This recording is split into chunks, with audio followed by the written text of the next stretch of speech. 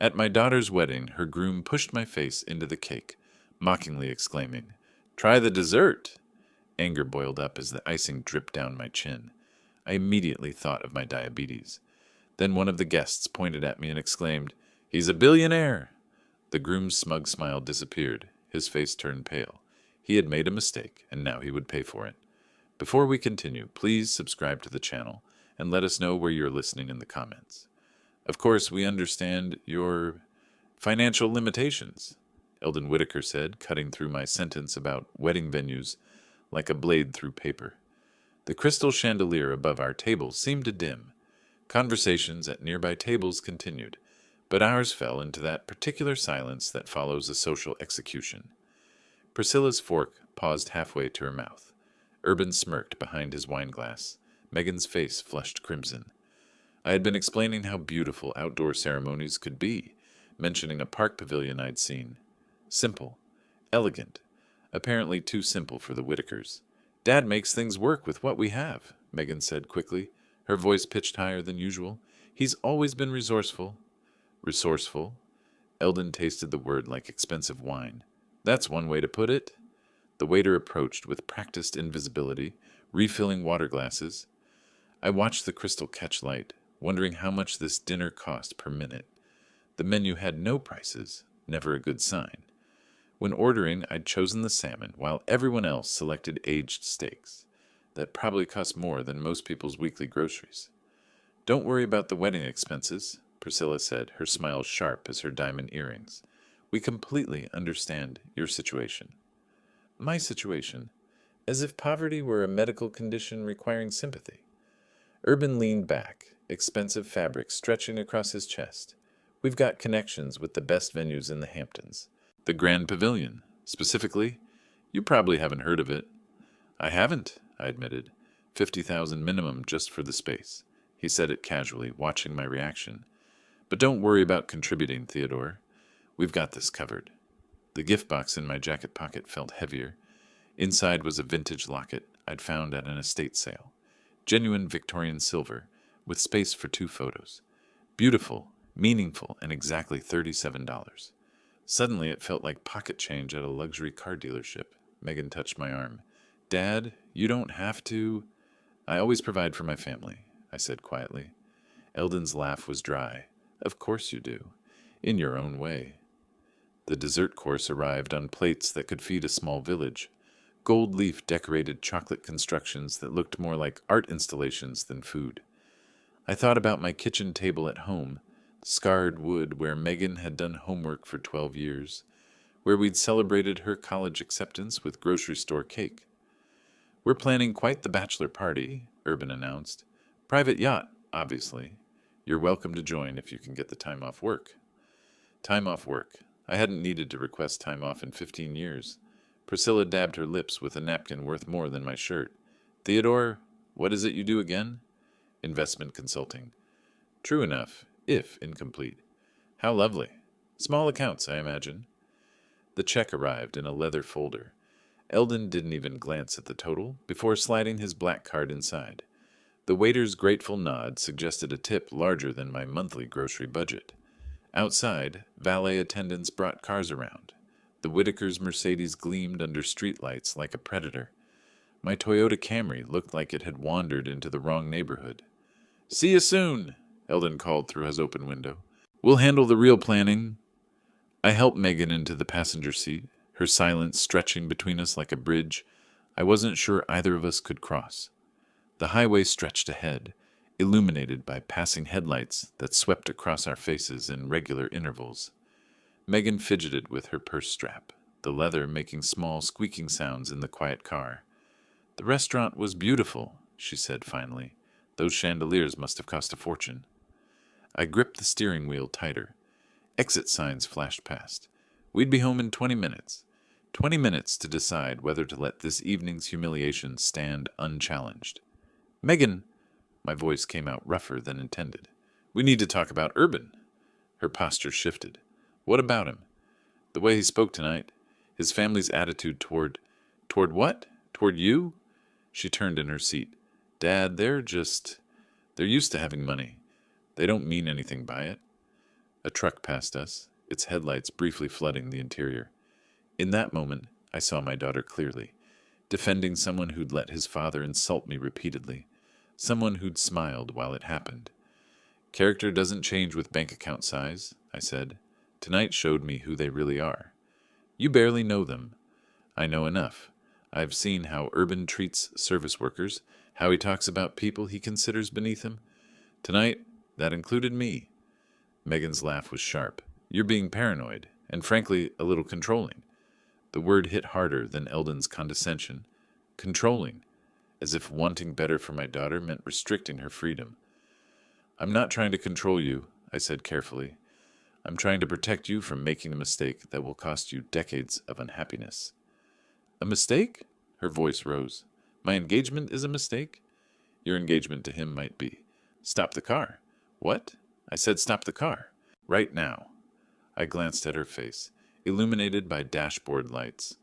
Fury and hurt warred in her expression. This wasn't the conversation I'd planned. This wasn't how it was supposed to go. Megan, let's just... Pull over, Dad. Now. I signaled and eased onto the shoulder. Before the car fully stopped, she was unbuckling her seatbelt. You don't understand anything, she said, grabbing her purse. You don't understand Urban, you don't understand his family, and you definitely don't understand what I need. Sweetheart, please. What I need is support from my father, not judgment. What I need is someone who trusts me to make my own decisions. She opened the door. Cool night air rushed in, carrying the smell of exhaust and distant rain. Where are you going? Anywhere but here. She stepped out, then leaned down to look at me. I'll call Urban to pick me up. At least he doesn't think I'm too stupid to choose my own life. The door slammed. I watched her walk toward a gas station, her heels clicking on asphalt. My phone buzzed. Already texting him, probably. Already choosing him over me. I sat there until she was inside the fluorescent-lit convenience store, until I was sure she was safe. Then I pulled back onto the highway, alone with the radio playing softly and the weight of what I'd just lost. The empty passenger seat seemed to echo with her absence. As I turned into my driveway in Hoboken, the modest two-story house looked smaller than usual. The porch light cast familiar shadows across the garden, where Megan had helped me plant tomatoes every spring since she was 8. A week ago, everything had been different. A week ago, I'd been sitting at this same kitchen table, morning coffee steaming beside the financial section of the Times. April 22nd had started like any other Tuesday, quiet, predictable, content. The house smelled of French roast and the faint lavender soap Megan preferred when she visited. My phone had rung at exactly 8:47 a.m. Dad! Her voice had bubbled through the speaker. I have news! I'd set down my coffee, smiling at her excitement. Good news, I hope. The best news. Urban proposed. The joy in her voice had been infectious. Whatever reservations I'd harbored about her boyfriend dissolved temporarily in the face of her happiness. She deserved love, deserved someone who cherished her. Tell me everything, I'd said, settling back in my chair. It was perfect, Dad. He took me to Central Park, to that spot overlooking the reservoir where we had our first date. Got down on one knee right there on the path, with joggers and dog walkers as witnesses. The ring is gorgeous, a princess-cut diamond that catches light like crazy. I'd pictured it, my daughter's face glowing with happiness, surrounded by strangers who'd probably applauded. The image warmed me despite my concerns about Urban's character. I'm so happy for you, sweetheart. There's going to be an engagement dinner next week. You'll get to meet his parents properly. They're wonderful people, Dad. His father built their business from nothing. He'll probably have lots to talk about with you. That's when I'd made the decision that led to tonight's disaster. Megan, before we meet them, I need to ask you something, a favor. Anything. I'd stood up, pacing to the window that overlooked my neighbor's ordinary lawn. I'd like to keep my financial situation private. Let them think I'm just a regular working person. Silence had stretched between us. When she spoke again, confusion colored her voice. Why would you want to do that? Because I want to know who they really are. Money changes how people treat you, how they see you. If they think I'm wealthy, they'll put on a performance. If they think I'm ordinary, they'll treat you badly. They'll treat me honestly, and if that treatment is bad, then we'll know exactly who we're dealing with. She'd been quiet for a long moment. Dad, that's... That's a little manipulative, isn't it? It's practical. Real character shows when people think there's nothing to gain from kindness. Now, sitting in my current driveway with the confrontation fresh in my memory, I wondered if I'd been right or simply stubborn. My modest home sat quietly around me. 3 bedrooms, 2 baths, nothing remarkable. The portfolio statements in my desk drawer told a different story, but those numbers had never mattered much to me. Inside, family photos lined the hallway. Megan at her college graduation. Megan at Christmas morning, surrounded by sensibly priced gifts. Megan laughing at some joke I'd made, her face bright with uncomplicated love. I climbed the stairs to my bedroom, each step feeling heavier than the last. Tomorrow would bring the first day of what I feared might be a long silence between us. I'd asked her to hide my wealth, and in return, I'd lost the only thing that truly mattered. The irony wasn't lost on me. In trying to protect her from people who valued money over character, I'd driven her directly into their arms. As I looked around my unchanged home, the familiar simplicity felt different somehow. Heavier. Every modest piece of furniture, every carefully chosen economy, reminded me of choices I'd made long ago. Before Megan, before the money that changed everything except how I chose to live. The living room hadn't changed in 15 years. Same comfortable couch, same wooden coffee table with its careful ring stains from countless evenings reading together. The only expensive items were hidden, the investment statements locked in my desk drawer, the emergency fund that could buy this entire neighborhood. I settled into my reading chair, the one Megan had helped me pick out at a second-hand store when she was 16. "Dad, this one's perfect," she'd said, running her hands along the worn leather. "It looks like it has stories to tell." Stories, like the one I'd never told her about 1995. 28 years old, living in a studio apartment in San Francisco that barely qualified as housing. The Murphy bed folded down to cover half the floor space. My kitchen was a hot plate and a mini fridge that hummed like a dying animal. Every morning I'd walk 12 blocks to the accounting firm rather than spend $2 on the bus. My savings account held exactly $5,127. I knew because I checked the balance obsessively, the way some people check their pulse. 5,000 represented 2 years of living like a monk, eating nothing but pasta and canned vegetables, wearing the same 3 shirts in rotation. The meeting happened on a Tuesday. I was walking back from lunch, a bagel from the day-old bin, when 2 young men approached me outside the coffee shop, where I sometimes allowed myself one small cup. "Excuse me," the taller one said, "are you an accountant?" They looked barely old enough to vote. The shorter one clutched a worn laptop like a life preserver. Both wore excitement like expensive cologne, impossible to ignore. "I work in accounting," I admitted carefully. "We need someone to look at our numbers," the tall one continued. "Someone smart, someone who understands money." They explained their idea over terrible coffee in my building's lobby, a software platform that would revolutionize how people shared information. The internet was still young then, dial-up connections and basic websites. Their vision seemed impossible and inevitable simultaneously. "We need initial investment," the short one said, his hands shaking slightly. "Nothing huge. 5,000 would let us rent office space, buy better equipment, maybe eat something other than ramen for a few months. 5,000. My entire safety net. I should have said no.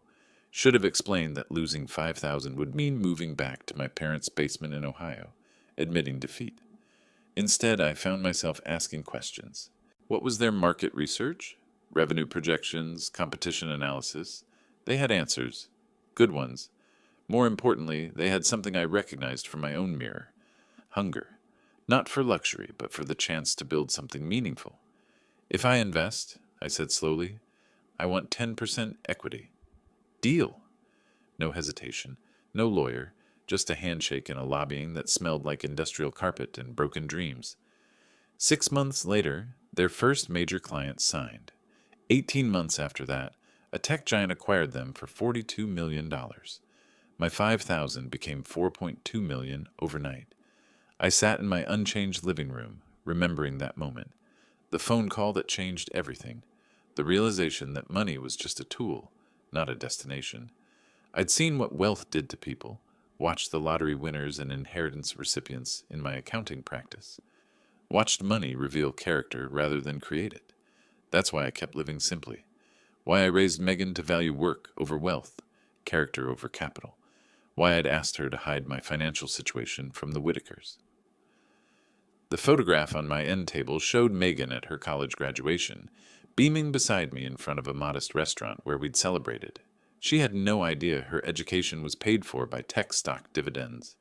No idea her father could have bought her anything she wanted. Tomorrow, I realized, I'd need to decide whether that philosophy was worth losing my daughter forever. Morning light didn't make the situation clearer. I woke up hoping last night had been a nightmare, that my daughter hadn't chosen urban over me in a gas station parking lot.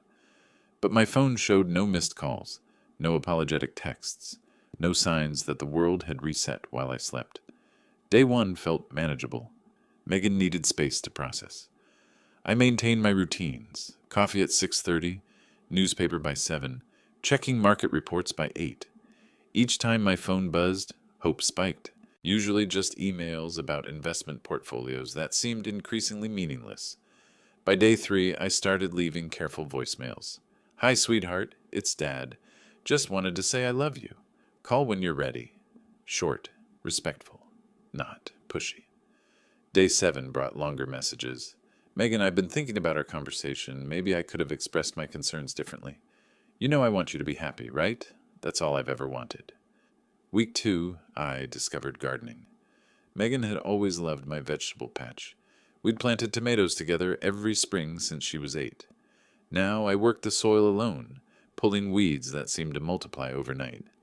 Physical labor helped quiet the constant urge to call her. The tomato seedlings I'd bought weeks ago sat in their plastic containers, waiting, too late to plant them now without her. The tradition felt incomplete, like trying to clap with one hand. Week 3 brought desperation disguised as productivity. I organized 20 years of photographs, finding hundreds of Megan at every age. Birthday parties, school plays, graduation day. In every picture, she looked at me with complete trust. When had that changed? My voicemails grew longer, more emotional. I keep thinking about when you were 12 and broke Mrs. Peterson's window with that baseball. You were so scared to tell me, but when you did, we went together to apologize and pay for repairs. Remember what I told you? That mistakes don't define us. How we handle them does.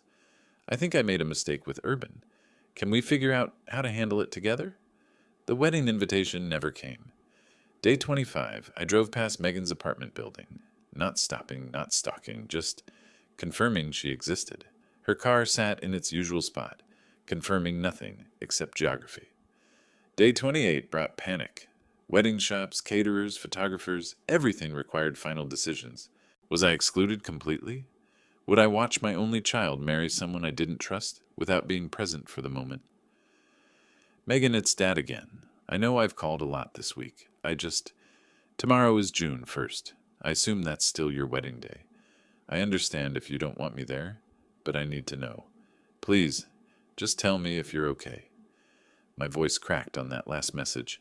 30 days of silence had worn down my composure like water on stone. Day 30, I prepared dinner for one. Simple pasta, the kind Megan and I used to make together on Sunday nights. The table felt enormous with only one place setting. The empty chair across from me a constant reminder of what I'd lost through stubborn principle. 6:45 p.m. Tomorrow, somewhere in the Hamptons, my daughter would marry Urban Whitaker. I'd probably watch it happen through social media posts, assuming anyone bothered to include me in their feeds anymore. I sat down to eat, twirling pasta around my fork without appetite. Outside, spring was surrendering to summer. Life moved forward whether I participated or not. The phone rang. My fork clattered against the plate. After 30 days of silence, unexpected calls meant bad news. Emergency rooms, accidents, worst-case scenarios that haunted every parent's imagination. Megan glowed on the screen. My hands trembled as I swiped to answer. Hello? Dad? Her voice was smaller than I remembered, nervous. Hi. Hi? I stood up so quickly my chair scraped against the floor. Are you okay? Is everything... I'm fine. I'm calling because tomorrow is... She paused. I could hear traffic in the background, Urban's voice saying something indistinct. The wedding is tomorrow. I know. The words came out rough. I cleared my throat. I wasn't sure if... I want you there. Relief hit like a physical blow. I leaned against the dining room wall, suddenly dizzy. Thank you, I was hoping. But there were conditions. Of course there were. Nothing came easy anymore. I'm listening. You can't say anything negative about Urban. You can't make faces or comments or whatever that thing is you do when you disapprove. What thing? You know what thing. That subtle eyebrow thing. The way you pressed your lips together at dinner that night. I touched my eyebrow unconsciously. I don't... Promise me, Dad. This is my wedding day. It needs to be perfect.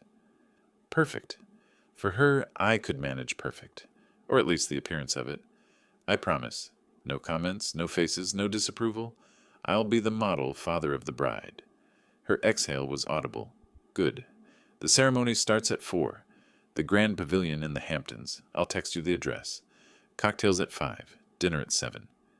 What should I wear? Navy suit is fine. Nothing too formal. The Whitakers already think... She stopped herself. Think what? Nothing, just... Navy suit is perfect. We both knew she'd been about to say the Whitakers already thought I couldn't afford anything formal. Probably true, from their perspective. Megan, about that night in the car. Dad, don't. Let's start fresh tomorrow, okay? Clean slate. Clean slate. As if 30 days of separation could be erased with good intentions, but I'd take whatever she offered. Clean slate, I agreed. I love you, sweetheart. I love you too, Dad. I'll see you tomorrow. The line went dead.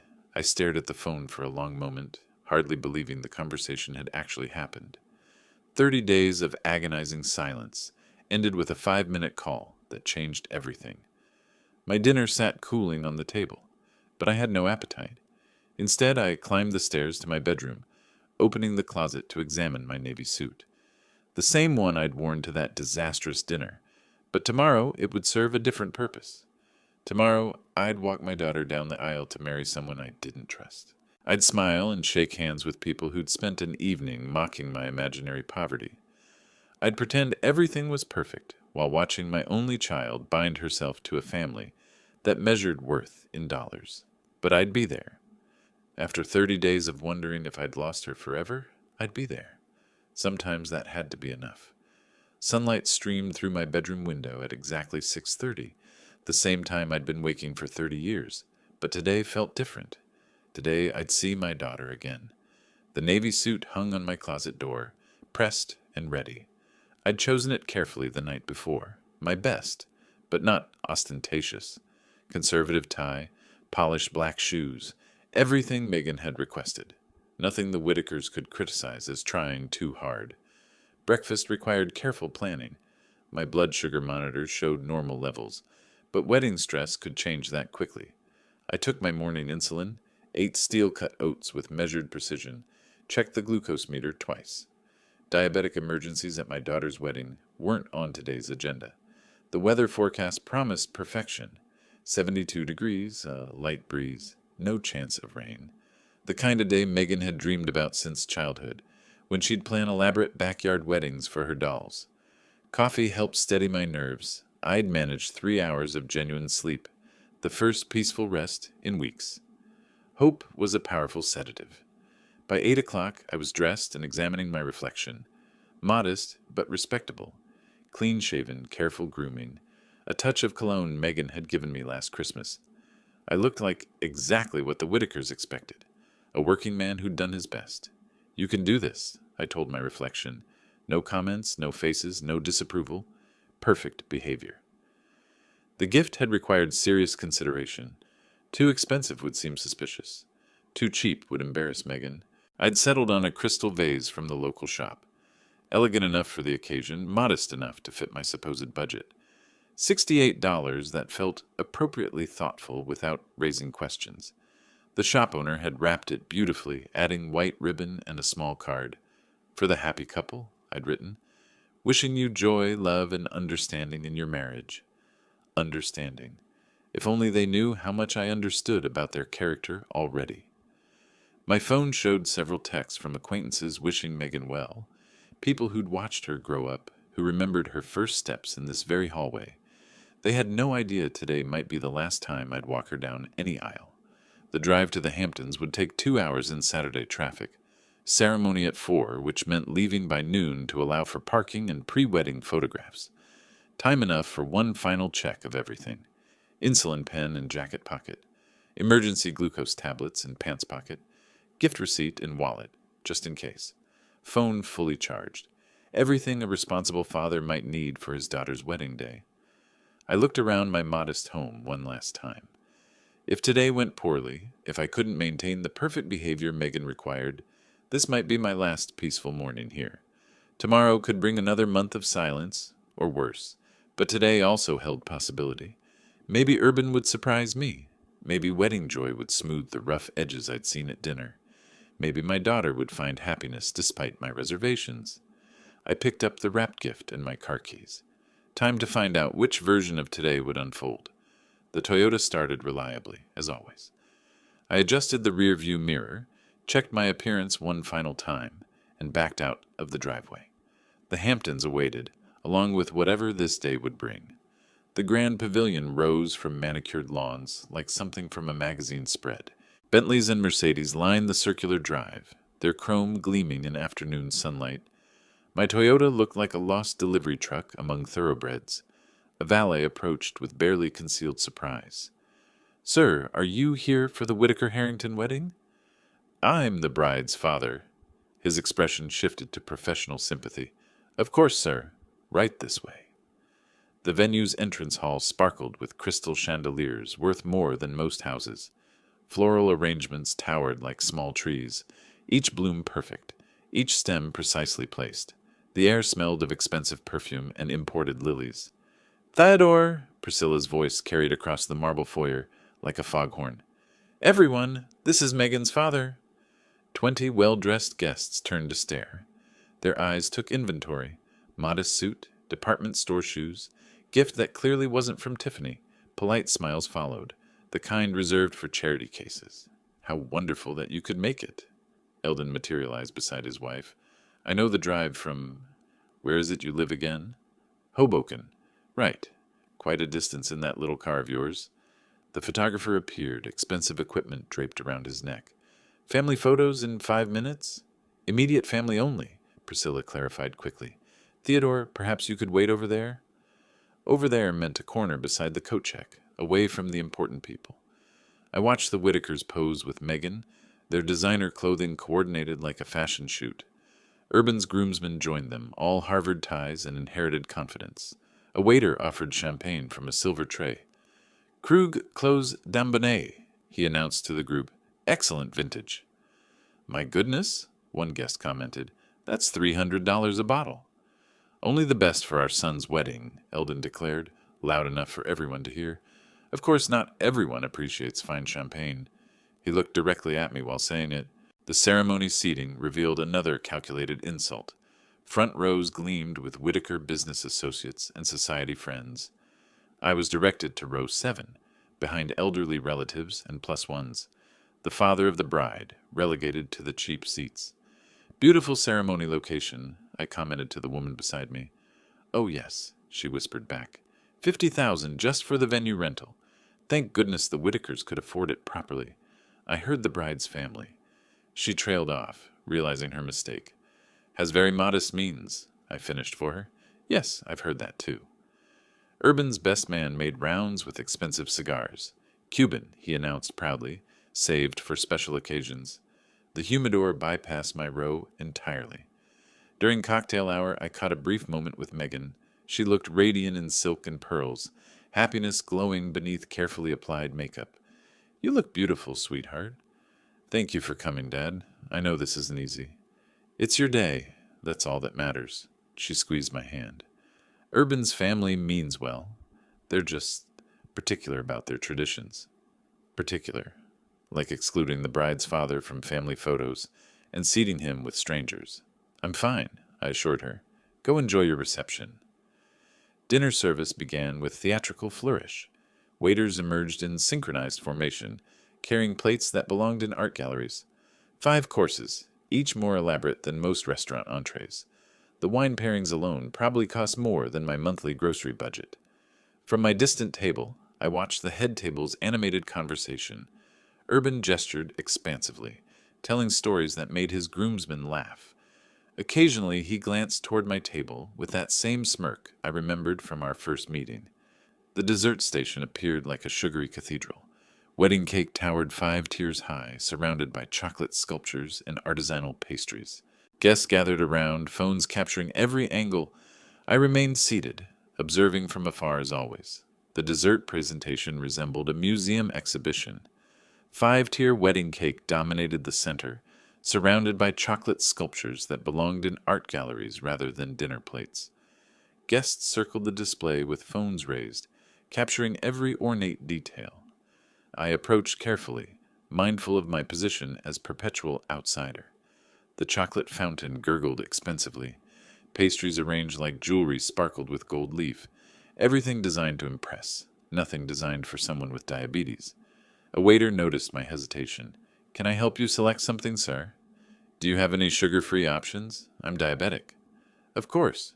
We have fresh fruit, sugar-free chocolate mousse, and some lovely almond cookies made with stevia."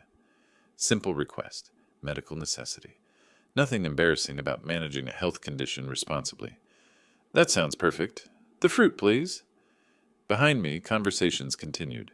Wedding guests compared vacation homes and stock portfolios.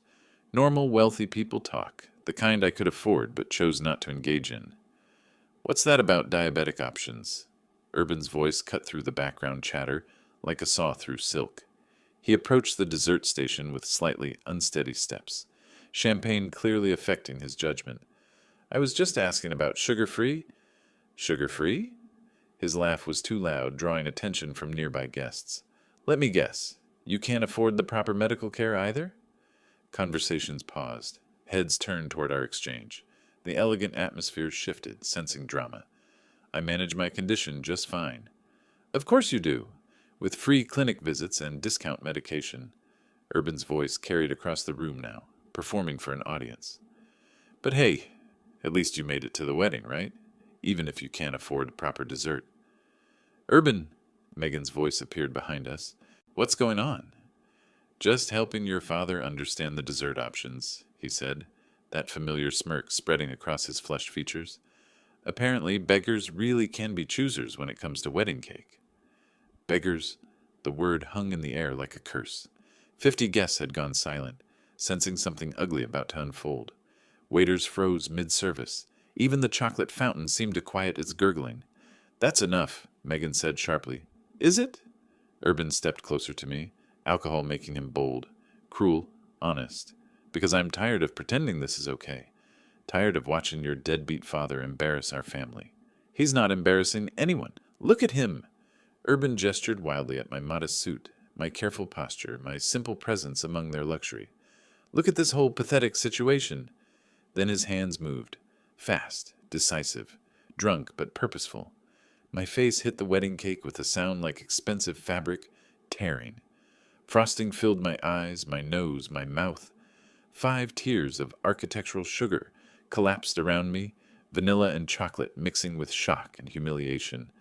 The room exploded into gas, shrieks, nervous laughter. Someone's phone camera flashed. A woman screamed. Chairs scraped against marble as people stood for better views. I straightened slowly, cake dripping from my hair, frosting sliding down my cheeks. The taste was actually quite good. Expensive vanilla with real butter, the kind of cake I could afford but would never order. Through the sugary mess coating my eyelashes, I saw faces. Shocked faces. Entertained faces. Disgusted faces. Megan's horrified face. "What have you done?" she whispered. Urban stood there, grinning, pleased with his performance, completely unaware that he'd just made the biggest mistake of his privileged life. The crack of Megan's palm across Urban's face echoed through the stunned silence like a gunshot. Red bloomed across his cheek as he staggered backward, shock replacing his drunken smirk. "How dare you!" Her voice carried across the marble floor, reaching every corner of the reception hall. "How dare you lay a hand on my father?" I continued, wiping vanilla frosting from my eyes, tasting expensive buttercream while processing what had just happened. Wedding guests formed a loose circle around us, phones already recording what would become the social media scandal of the season. "Megan, calm down," Urban stammered, touching his reddening cheek. It was just what? Just assault? Just humiliating the man who raised me while you stood there laughing? A voice boomed from across the room, cutting through the chaos like authority itself. Enough? Charles Beaumont rose from his seat at table 12, his silver hair catching crystal chandelier. Light at 65, he commanded attention through presence rather than volume. The room quieted as he approached our disaster. "Ladies and gentlemen," Charles announced, his voice carrying the weight of boardroom authority, "allow me to introduce Theodore Harrington. Some of you may recognize him as the founding investor in Technova Industries." Murmurs rippled through the crowd. Several guests straightened, suddenly paying attention. "Theodore," Charles continued, his eyes finding mine across the frosting-covered chaos, "is one of America's most successful private investors. His portfolio includes early stakes in companies that transformed the digital landscape. Current net worth," he paused dramatically, "well north of $1 billion. The room exploded into whispers. Heads turned toward each other, then back to me, then to Urban, whose face had drained of all color. "That's Theodore Harrington?" A woman near table 8 gasped. "The Technova! Theodore Harrington?" "I knew he looked familiar," another guest added. "His investment fund's been legendary in Silicon Valley for decades." "Wait," someone else called out. "The man who turned 5,000 into 4 million in 2 years? That Theodore Harrington?" I straightened my frosting-stained jacket, meeting Charles's supportive gaze with a slight nod. Around us, recognition spread like wildfire through the assembled crowd.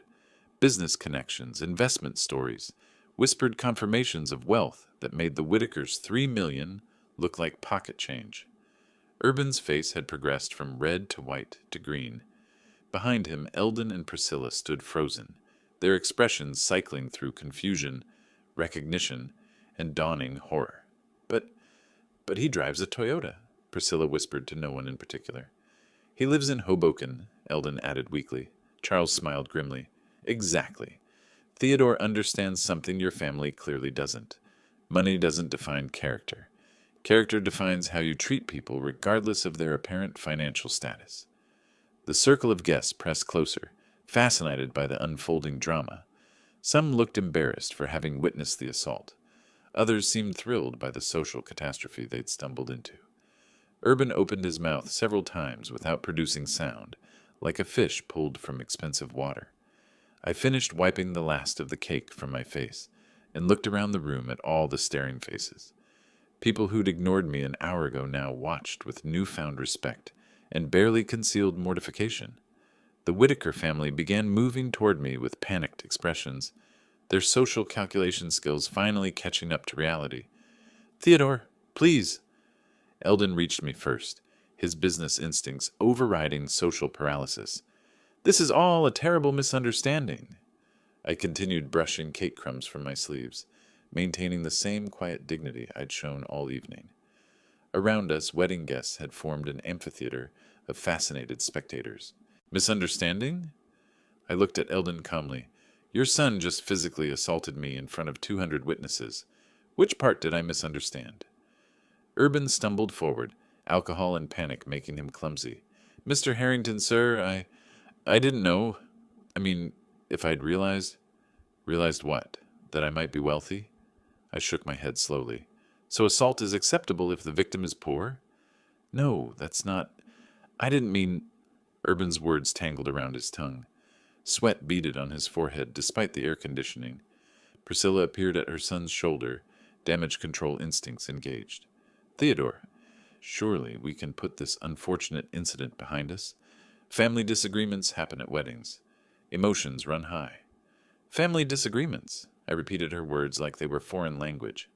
"Is that what you call your month of systematic humiliation? Your deliberate exclusion from photographs? Your son's physical violence?" "We apologize," Eldon said quickly, his tone shifting into business negotiation mode. "Completely. Unreservedly. Let's start fresh, shall we? Clean slate." The same words Megan had used during our reconciliation call. But these words carried no love, only calculation. "Start fresh," I mused aloud, "now that you know I have money." "Your financial status has nothing to do with this," Priscilla protested, her voice pitched too high. Charles Beaumont laughed harshly from nearby. Madame, your treatment of Theodore had everything to do with money. You spent 2 months mocking a man you believed was poor. Now you want friendship because he's rich. That's not true, Urban said desperately. I would have treated him the same either way. Really? I asked quietly. The same way you treated the waiters tonight? The valet who parked your car?